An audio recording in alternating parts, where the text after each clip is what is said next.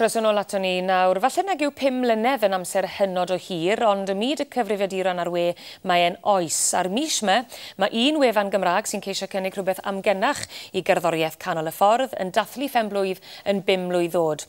A Neirin sy'n edrych ar dwf y wefan a thwf cerddoriaeth Gymraeg oherwydd y dechnoleg newydd. Be chi angen? Radio Amgen.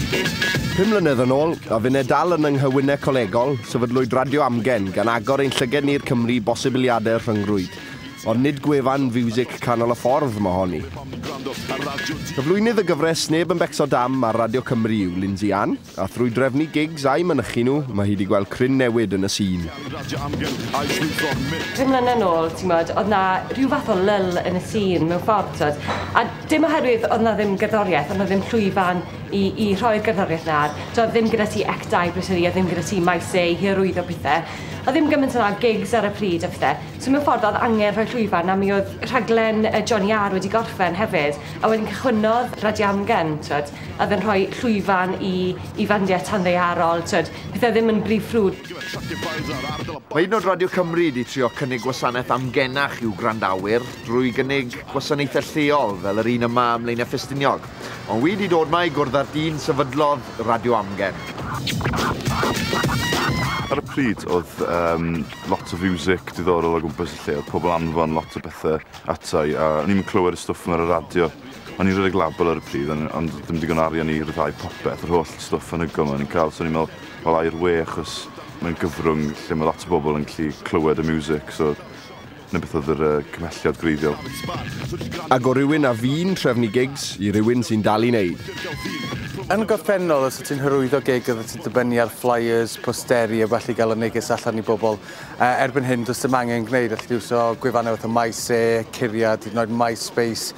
Mae'n golygu bod ti'n gallu hyrwyddo nid yn unig yn lleol, ond yn genedlaethol yn mwyn creu ymwybyddiaeth o'r gigs ti'n rhoi ymlaen. So mae dipyn yn haws a dipyn yn rhatach. A beth allwn ni ddysgwyl o rando ar Radio Amgen? Mae'r gerddoriaeth yn amgen yn amlwg, so fel arfer cerddoriaeth ydych chi'n clywed ar cyfryngau torfol gonfensiynol.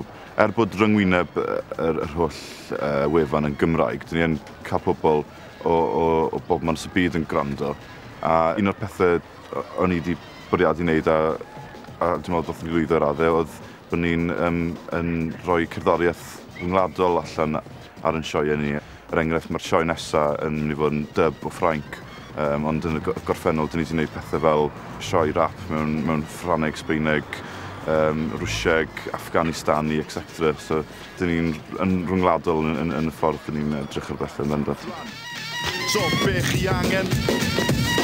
Radio Amgen. O faes lle cewch chi drafod cerddoriaeth Gymraeg ymysg pethau eraill, i Sebon lle cewch chi brynu miwsig Cymraeg, i MySpace lle gallwch chi wrando ar fiwsig Cymraeg, mae'r we'n llawn cyfleon.